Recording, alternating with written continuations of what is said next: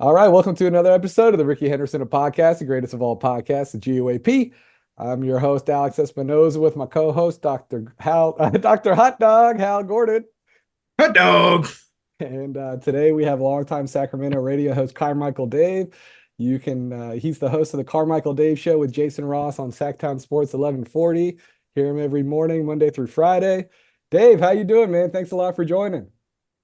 So when you guys refer to your the podcast or the blog, do you refer to it in third person or first person or whichever Yeah, person it is? Do you follow yeah, the rules? yeah. The Ricky said on the latest podcast. Yeah, the Ricky said. Yeah, Yeah, exactly. basically. I'm doing great, guys. Thanks. I've listened to your stuff. I appreciate what you do. There's nothing like fan run and normal people. And when I say normal, I mean that as a compliment, not Yeah, I psycho was gonna media say, people. I was me and Hal. I don't know, maybe not quite normal. Yeah, I don't know your right. definition of normal. Uh, I I appreciate it though. Thanks for having me on. Thanks a lot, Dave. So By the way, this is Kool-Aid. Just so people know, it's literally tropical punch flavored he's Kool-Aid. drinking the So Kool-Aid, literally, dude. No. literally. Okay. But yeah, Dave, so like back on April 3rd, you were the first person to break the news that the A's were going to move to Sacramento temporarily. And now that more than 2 months have passed and emotions have kind of settled, where do you kind of sit on this move now? I mean, I saw your column for the B and you explained yourself, but right now here on July 10th, how do you feel about the A's going to Sacramento next year? The same. You know, Yeah. the top line is I want the A's to stay in Oakland. But I also understand that, I want to dunk a basketball after doing a 360 flip, and maybe that's not possible. I'm realistic, but I believe the A's belong in Oakland, just like I believe the Sacramento Kings belonged in Sacramento 10 years ago when we were all a part of that movement to keep the team there. That being said, there's some misconceptions. Like I'm not a fan of this process. I'm not a fan of John Fisher using Sacramento. I'm not a fan of John Fisher. And I do think this thing is destined to fail. At the same time, one thing that I want to make clear is that, a lot of the people that are working on this with the Kings, I love them and I understand where their heads are at. They're thinking the Kings are gone, or excuse me, the A's are gone. They're leaving Oakland, and this is better than Salt Lake or Vegas. And if they're going to leave, it's better to have them an hour. Yeah, like I understand at least that thought process, and that is not an evil thought to me. That's a proactive thought. I get it, but for me, the way we were able to stop the Maloofs from relocating the Kings, if you will, is it was like a rat in a maze. And every time they tried to find an escape, whether it was Anaheim, Vegas, Virginia Beach, that was shut down until eventually they threw their hands up and sold the team. I'd like to see John Fisher treated with that same strategy. Yeah. Yeah, I think that's my main frustration with the people at the Kings is that they threw him a line, I don't know if he's going to get it done, but it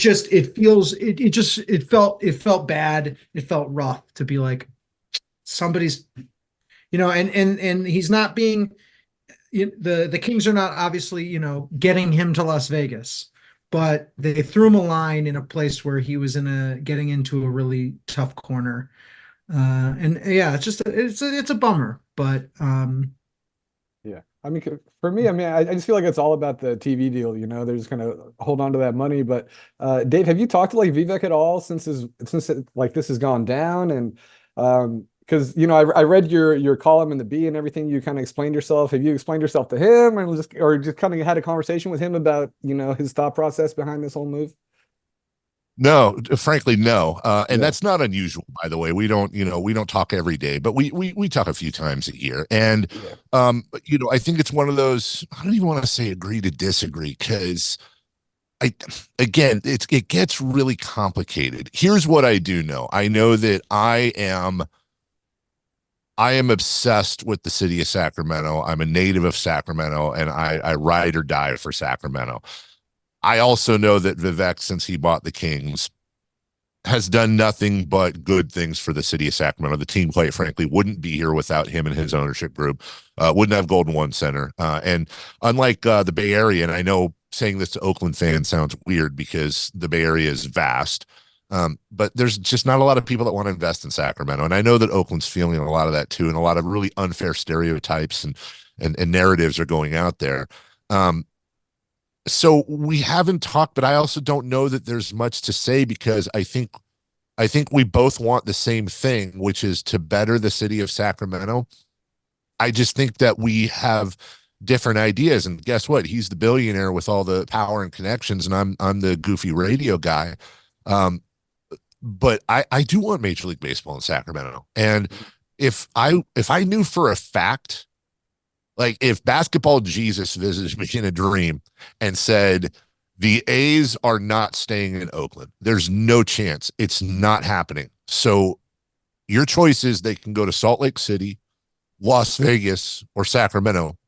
I would say Sacramento, but with a caveat, because I would fully understand that it's almost like your buddy's getting a divorce and you're like, well, she's going to shack up with somebody. It might as well be me. That's a tough conversation to have. I'm aware of that, but I also understand that there are Oakland fans, much like a lot of the 916 and 209 makes up a huge part of the season ticket base for Oakland. Absolutely. It would just be unfortunate that would have to switch. But guys, and I'm rambling because I'm a radio guy, there's a lot of other issues here, like playing on turf, sharing a stadium and facilities with a minor league team. There's a lot of other things going on here to where I'm not entirely positive this thing's even going to happen. Really? So and even we should talk about that. But I do want to say, and I think I've said this before, is if it comes with selling, John Fisher not being there anymore, and if it comes with Dave Kaval not being there anymore, if the A's are permanently in Sacramento and John Fisher's forced to sell, it's a loss. It's certainly a loss for the city of Oakland. Sure.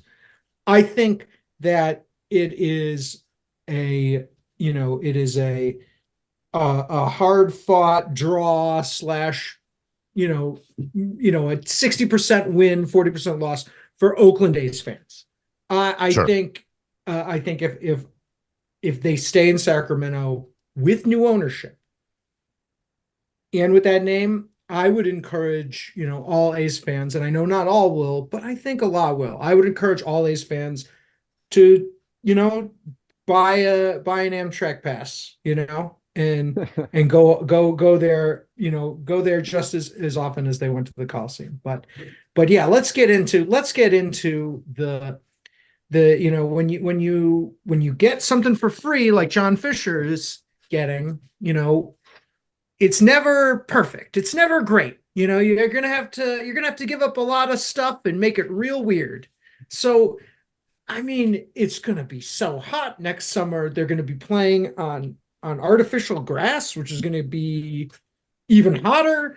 They're gonna are people gonna go to River Cats games? Because if you want to go to a baseball game, why not see Aaron Judge, crank homers off of a pitcher to be named later rather than go see a River Cats game? I mean, this for all the reasons the A's said they couldn't go to Las Vegas.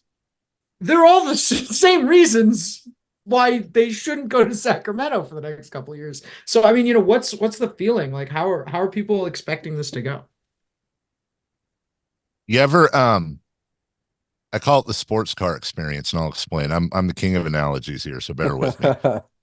I love it. Everybody at some point in their life has been confronted with a decision like this. I'll give you my example. When I was 19 years old, I went to go get a really cheap used car, and I was looking at a Honda Accord.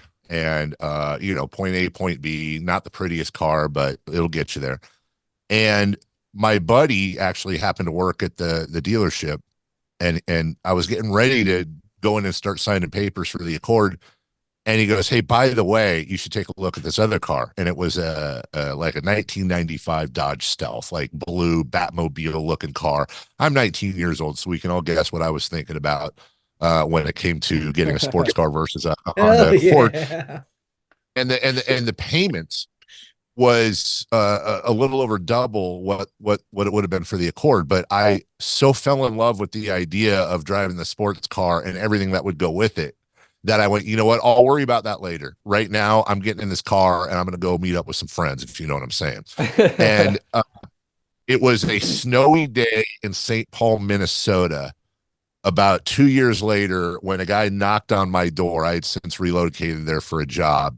And he said, hey, look, I'm here to repo your car. You know, I'm here to repo your car. You haven't made a payment in 6 months.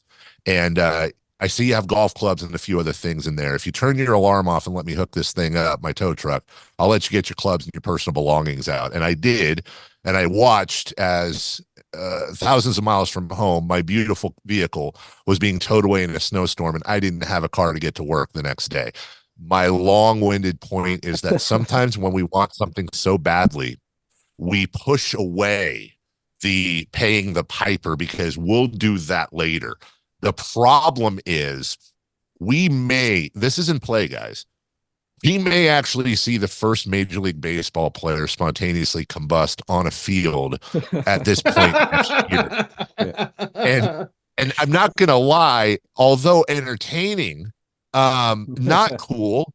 They probably have a family. Nobody wants to see death when they go to a baseball game. And look, I'm looking at the temperature right now for Sacramento for just this week alone. Today it's 108. 112 Thursday, 111 Friday, 103 Saturday. We were in the 110s and above, I think 5 out of 7 days last year, and that's fairly normal. Now, AstroTurf, if you want to call it that, artificial turf, has improved since the days of Busch Stadium and Arlington and all that. But a lot of people say, guys, there's like 5 teams or 6 teams, Arizona, Tampa Bay. There's all these teams that play on turf. You're overblowing it. Yeah, they all have roofs. Yeah, that's the difference. There's no roof at this park, and you're adding 20 to 30 degrees. There's a lot that's really weird about this, guys. And again, I know I'm rambling, but bear with. Number one, how are they getting the players union to agree to this? I don't know. How is that happening? Number one. Number two, how is Major League Baseball and the other owners, how are they saying, nah, you know what? We'd rather forego the $3 to $4 billion relocation fee in Las Vegas and let John Fisher take his jalopy of a franchise. And that's no offense to the A's. That's what he's done to it. Yeah. Take them to Vegas rather than have a brand new team with a brand new owner.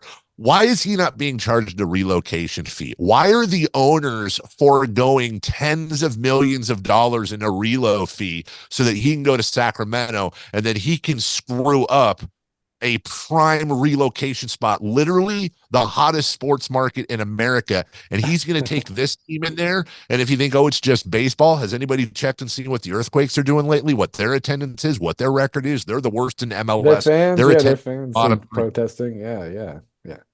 I'm not a tinfoil hat guy. In fact, I'm the anti. I'm the one that always says, dude, you're smoking weed. Stop with the conspiracy theories. Leave it alone.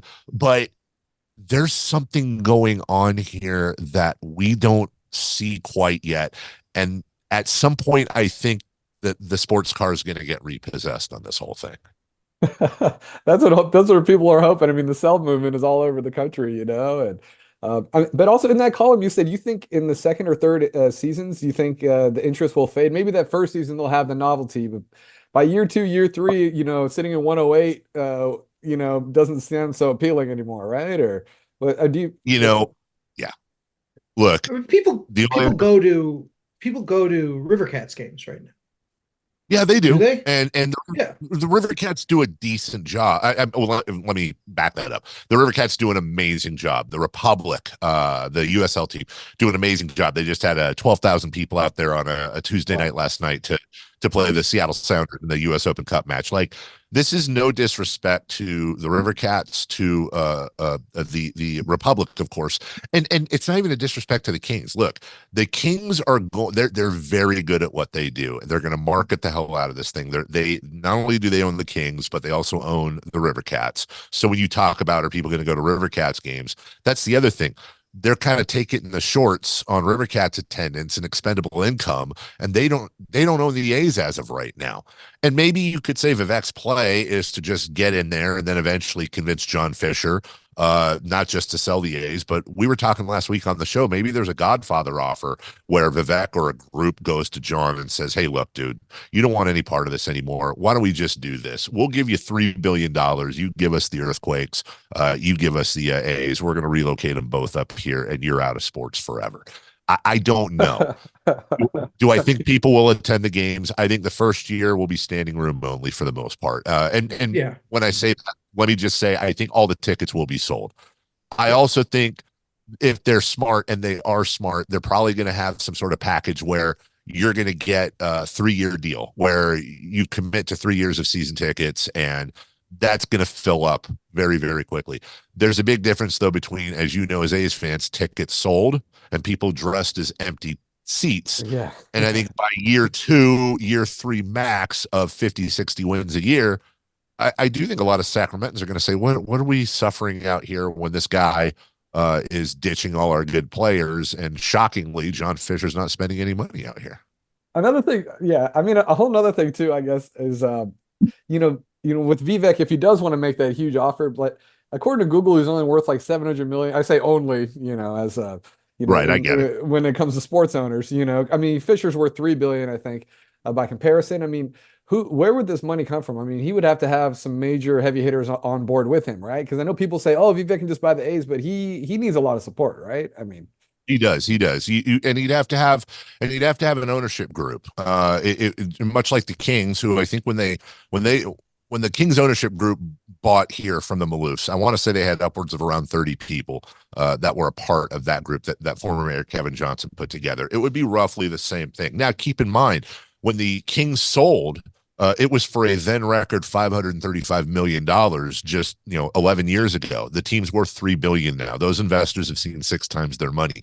This is an important point because you're right. It's not like Vivek's going to reach into his pocket and write a check. But then again, most people, when they go, well, okay, the Kings sold for $535 million. That's cool. He wrote a check for $535. That's a lot different. And I think the general consensus, even for people that care enough about that transaction, is that Vivek and his group bought the team for $535 million. No, they bought the Maloof portion of $535 million. They bought that at 65%. So they bought roughly, their share was like $350 and change million for the majority ownership. Everybody put in their own money. And just because Vivek is the chairman, it doesn't mean that he has 90%. In fact, I've tried to find out. I don't know exactly what check he wrote to buy the Kings, but keep in mind what the media reports is that the Kings sold to the Vivek Ranadive group for $535 million in 2012, 2013. The check he wrote, I've heard, is somewhere in the range of $45 to $70 million. That's what he wrote. And of course, you have collateral, you have other businesses. They work at a level we don't work at. It's not like he's writing it out of his checking account or crashing a CD or a 401k. He's going out and leveraging that money and putting it into an investment, which is a team. And then you watch that team's equity grow and you cash out through selling the team or borrowing against the team. I'm getting nerdy here, but this is my wheelhouse. I love this stuff. Hey, Hal's an economist, so you're in the right spot. So yeah. Well, so, correct me if I'm wrong. Feel free to tell me I'm full of garbage, but in a situation like this, let's just say in this silly world, let's say John Fisher said, "All right, I want $3 billion for the A's," and everybody said, "Yeah, well, I want to marry prime Pam Anderson." That's not happening. Your team max is worth $2 billion. Because that's another thing, as you know, John Fisher right now is trying to raise equity, and he's valuing. I'll put out the Sacramento Kings are worth $3 billion with a brand new state of the art stadium downtown and all the that. Oakland That's correct. A's are a piece of paper, which is a very valuable piece of paper, which says you're allowed to be in Major League Baseball. But that's it, right? You're correct. And yeah, so they ain't getting $3 billion.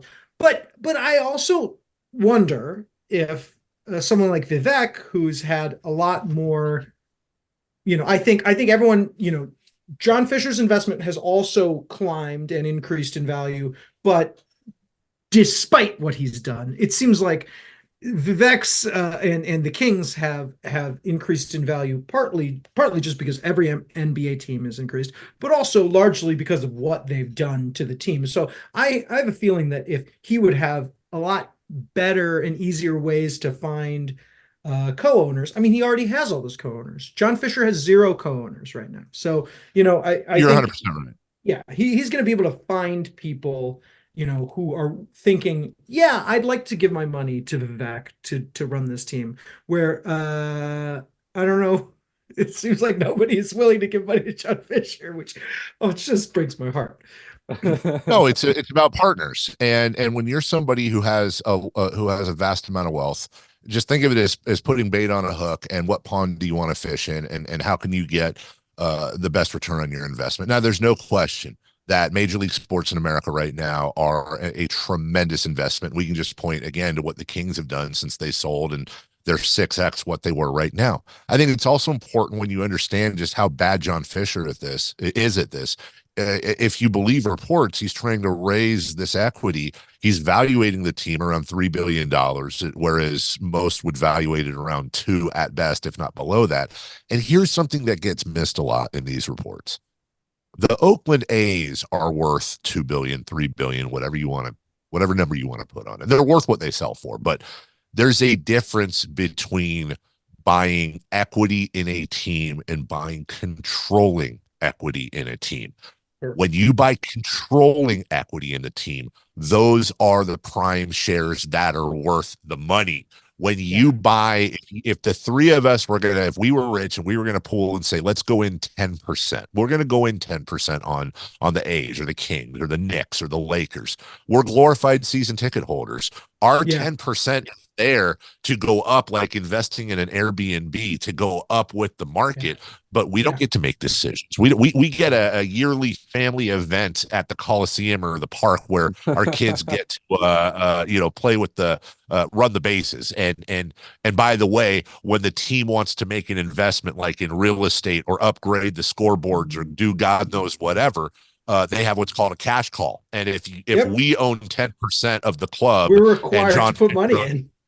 You have to put money in, and you can't, or you lose your shares. That you or then the owner or one of the owners can pay your cash call, and they then get that percentage of your equity. So it's a lot of mathematics. The point is, John Fisher's trying to sell something to people that it's false. It's not that. So Vivek isn't stupid. Vivek is incredibly smart at this stuff. So for him, and again, I don't know that he's doing this, but I'm just saying I could see this on the chessboard.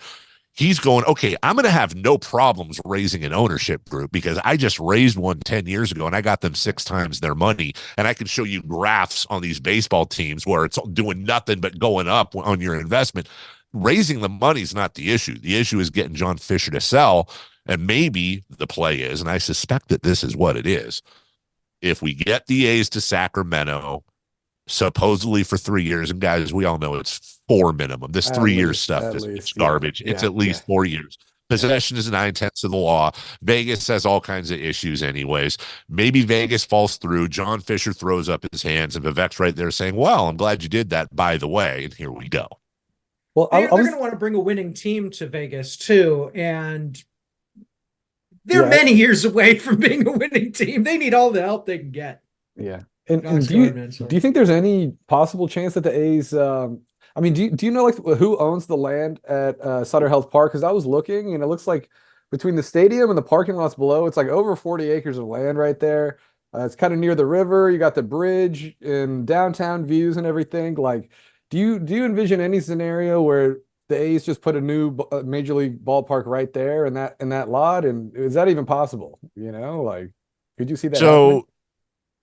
Yeah, the land stuff is complicated because, as I understand it, when Vivek bought and the Kings bought the River Cats 2 years ago, the former Rayleigh Field, that stadium came with it and the land surrounding. Now, you certainly could break down that land and build a new stadium. The problem is that there is this is not the same environment it was when Golden One Center was being built. You had a mayor and Kevin Johnson, who was a freaking former NBA player, for God's sakes. You, Yeah. you had a you had a very you had Darrell Steinberg, who took over for him, but at the time, Darrell Steinberg was the president of the state Senate. You had a Sacramentan as president of the state Senate. You had a former NBA player as Sacramento's mayor. So between the state Senate greasing the wheels with things like CEQA, environmental stuff, things that are way too boring, and the local mayor greasing the city council,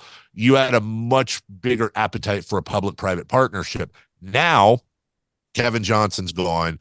Darrell Steinberg is about to retire from being mayor this November. And the runoff, the two candidates, one has already come out and said, yeah, we have other things to focus on other than sports. There's no sports background there that I'm aware of at all. Yeah. And the other one was one of two people. The other candidate for mayor, Kevin McCarty, was one of two people on the then city council that voted against funding Golden One Center. So it would have to be privately funded. So now all of a sudden you're talking about another $800 billion on top of that. And interest rates are very different now than what they were before.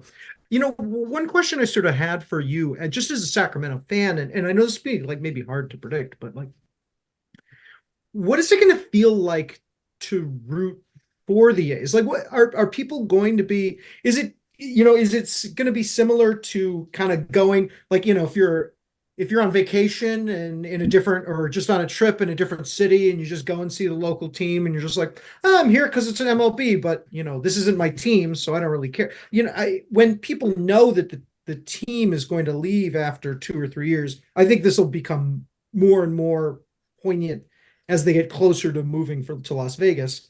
Like, it's not, you know, that part of that love of your sports team is knowing that, you know, this is something you're going to pass down to your kids, and it's something that's always going to be there. Like, what are you anticipating it feel like for Sacramentans to be a fan of a team that doesn't want to, you know, that's like It's like a transient leaving franchise. anyway? Yeah. I know that I know you could, some people will tell themselves the story that they're there to support Sacramento and eventually we'll get our own team, but like, Yeah. it's weird.